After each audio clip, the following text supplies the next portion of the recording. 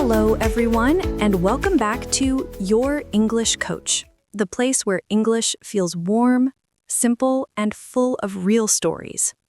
I'm Emily, and I'm so happy you're here with us today. And I'm Paul. I'm feeling great, Emily. I've got my cup of coffee, and I'm ready for another fun English talk. Perfect, Paul. Today's topic is one of the most important in any language: how to introduce yourself in English. Yes, that's always the first thing people ask, right? So tell me about yourself. And suddenly, silence. Exactly. Many learners freeze or overthink it. But introducing yourself can actually be easy and natural, and even fun. Fun? Okay, I'm curious. How do we make it fun, Emily? We'll show our friends step by step, from saying hello to sharing your name, your job, your hobbies, and more. And we'll do it in real-life situations. Sounds great.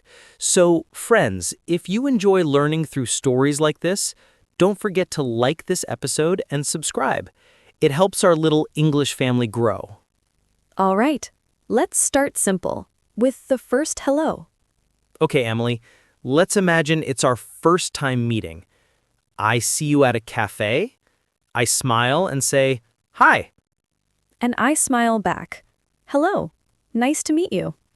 Then I say, "Nice to meet you too." That's the basic start, right? Exactly. Short, friendly, and natural. You can also say, hi there, or hey. It depends on the situation. If it's formal, maybe at work, you can say, "Good morning," or "Good afternoon." Yes, and don't forget your smile. A warm smile is a universal language. That's true. When I first moved to another country, I didn't know much English, but smiling helped me connect. That's beautiful, Paul. And for everyone listening, your first hello doesn't need to be perfect. It just needs to be honest. Let's practice together. Ready? Everyone, repeat after us. Hi, nice to meet you. Now say, nice to meet you too. Perfect. You just started your first English conversation. All right. Now that we said hello, what's next? We usually share our name. So I say, "I'm Paul," and you say, I'm Emily. Simple, right? You can also say, my name is Emily. and if you want to ask someone, just say, "What's your name?" Exactly. That's friendly and polite. Let's make it a full mini dialogue. "Hi, I'm Paul. What's your name?" I'm Emily. Nice to meet you, Paul.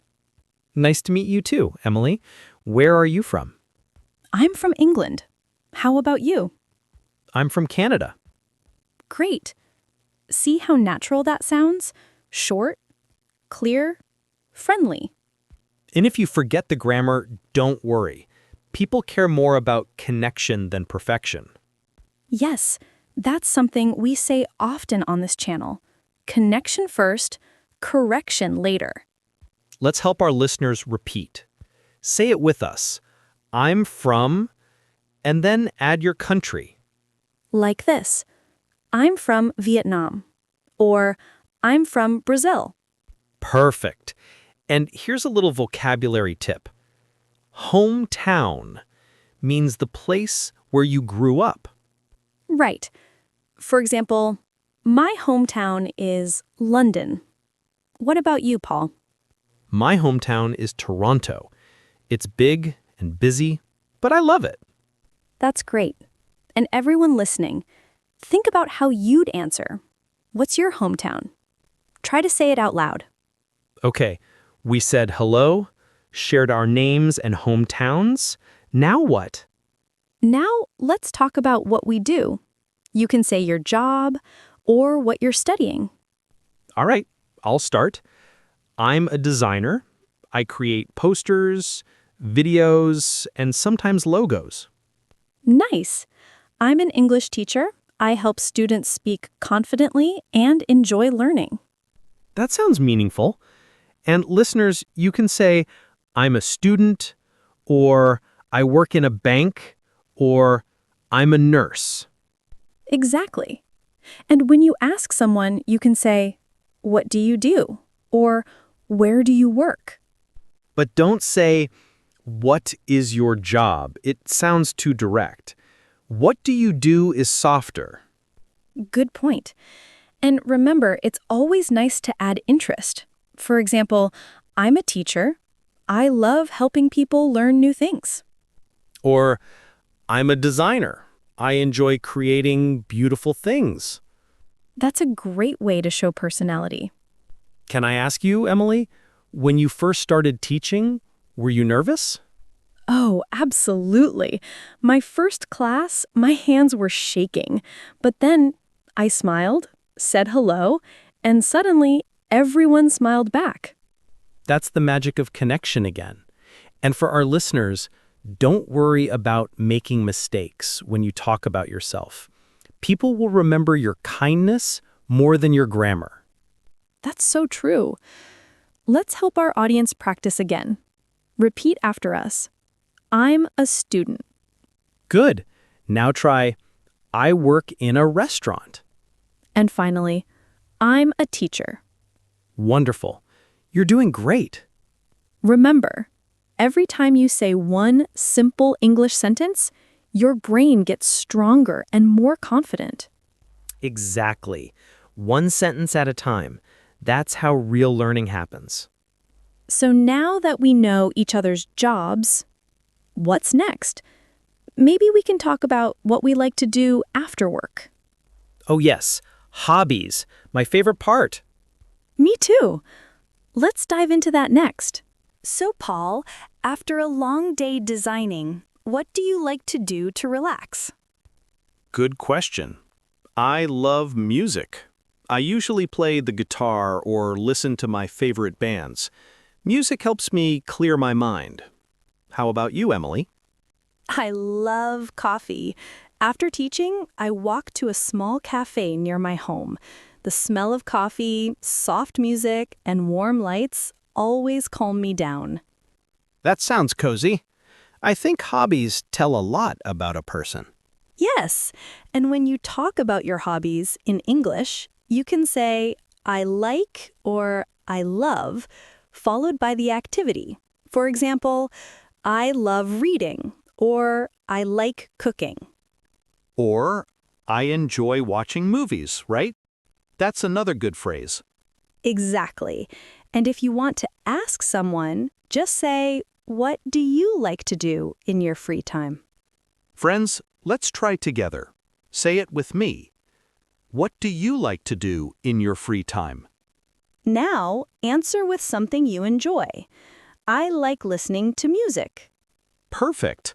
And don't worry if you make mistakes. When you talk about what you love, people listen to your heart, not your grammar. That's so true. You know, one of my students once said, I like cook. She forgot the ing, but her smile was so confident that everyone understood. Confidence is better than perfection. Yes, the more you speak, the more your English grows, naturally. Speaking of hobbies, do you like rainy days? Because I do. I love staying at home with tea and music when it rains. I love rainy days too, especially with a good book. Which brings us to something every English learner should know, small talk. Ah, yes, the art of simple, friendly conversation. Exactly. And one of the easiest topics for small talk is the weather. Yes, people talk about weather everywhere, at the bus stop, in the elevator, even with strangers. So, if you want to keep a conversation going, say something like, it's sunny today, or it's so cold this morning. Or, I love rainy days, like me. And when you reply, you can say, yeah, it's beautiful, or I hope it stays like this. Let's give our listeners a quick practice. Repeat after us. It's a nice day today. Good. Now try, it's raining, but I like it. Wonderful. You sound natural already. And here's something to remember. Small talk is not small. It's how friendship begins. That's deep, Emily, because real connection often starts with simple things like, how's the weather? Or, how's your day?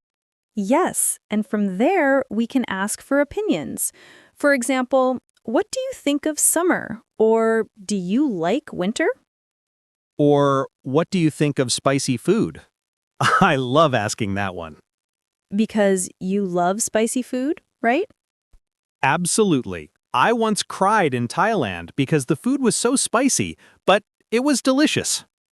That's a fun story. So when you ask for opinions, just say, what do you think about? Or do you like? And to answer, you can say, I think it's great, or I don't really like it. Or a soft answer, like, it's okay, but not my favorite. That keeps the conversation kind and polite. Exactly. The goal isn't to agree, but to share. Beautifully said. And here's a tip. When you give opinions, use feeling words. I love, I enjoy, I don't like. It makes me happy. Let's try one. Emily, what's your favorite season? Spring. Flowers, fresh air, soft sunshine, everything feels new. What about you? Winter. I love wearing big coats and drinking hot chocolate. You see? Simple conversation, but full of connection. Exactly. And that's how English becomes more than grammar. It becomes life. Speaking of life, let's talk about daily routines. That's another great way to keep a conversation going. Right, because everyone has a daily routine, morning, afternoon, and night. So, Paul, what's your morning like? I wake up around 7, open my window, and stretch. Then I make coffee. Strong coffee. That sounds nice.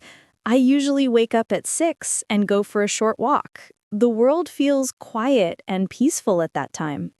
Morning walks are great. And when people ask about your daily routine, you can use simple verbs like wake up, go to work, have lunch, watch TV, go to bed.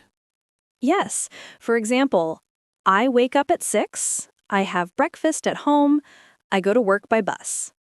And I finish work at 5. I cook dinner and watch a movie. Friends, try saying your own routine out loud. I wake up at, and I go to bed at. Great job. The more you talk about your day, the easier it becomes to think in English. And when people ask you questions, you can also respond naturally. What time do you wake up? I wake up at 7. Simple, clear, and friendly. Now that we've shared our daily routines, I think it's time to plan something more fun, like the weekend.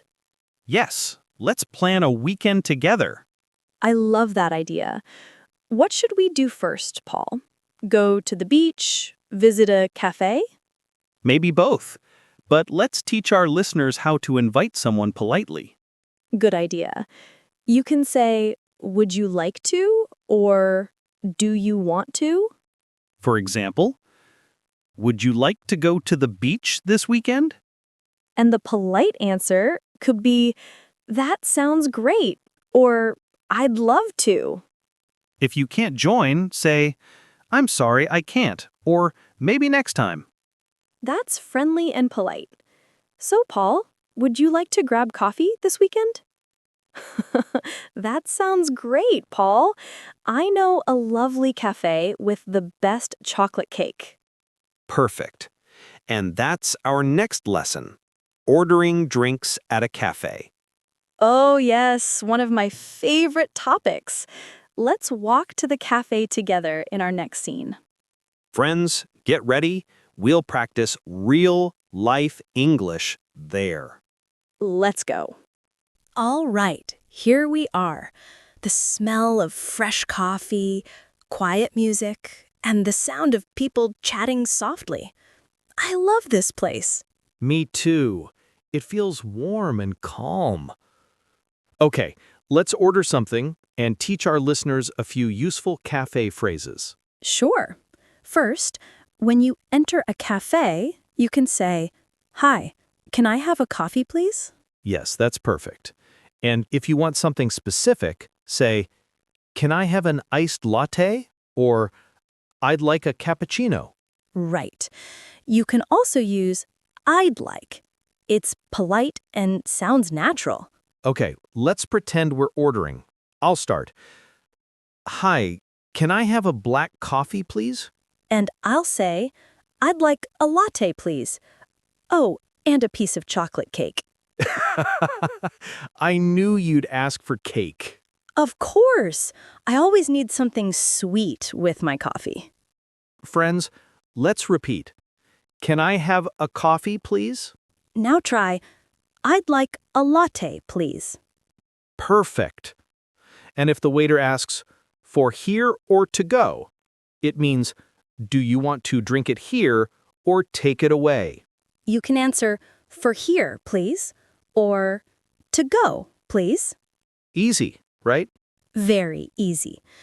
And when you finish your drink, you can say, "That was delicious," or "Thank you. Have a nice day." Polite words make everything better. Yes, kindness always sounds beautiful in any language. By the way, Emily, this cafe reminds me of when I first practiced English abroad. Oh, tell me about it. I was in Sydney, and I wanted coffee. I was nervous, so I just said, "Coffee, please." The barista smiled and asked, "What kind of coffee?" I froze.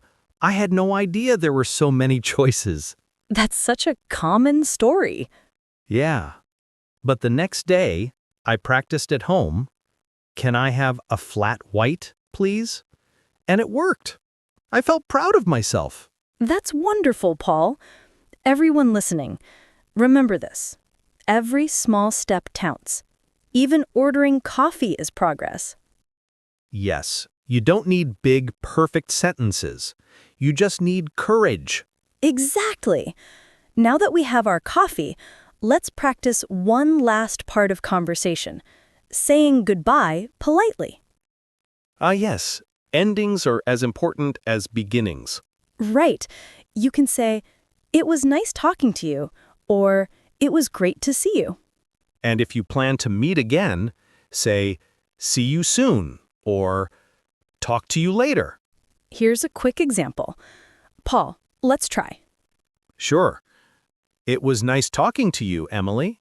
"It was nice talking to you too, Paul. See you next time." Simple, polite, and friendly. Friends, repeat after us. "It was nice talking to you." And now, "See you soon." Perfect. You've just finished a full English conversation from hello to goodbye. That's right. You learned greetings, names, jobs, hobbies, small talk, opinions, daily routines, and even cafe phrases. That's a lot for one episode. You should feel proud. Yes, if you remembered even one phrase, you've already improved. Every time you speak, your confidence grows, little by little. So don't wait for perfect English. Just start talking. Every word you say opens a new door. Beautifully said, Paul. Thank you. And friends, if you enjoyed today's episode, please subscribe to Miss English Channel. Like this video, share it with a friend, and comment one phrase you'll use today. Maybe, "Nice to meet you," or "Can I have a coffee, please?" Yes, or even "See you soon." That's a lovely one to end with. So, Emily, see you soon. See you soon, Paul. And to all our listeners, keep learning, keep smiling, and keep believing in your English journey. Because one sentence today can change how you speak tomorrow. That's right. You are growing, and we're proud of you. Thanks for joining us, everyone. This was Your English Coach, where every word brings you closer to confidence. Take care, friends. See you next time. See you soon.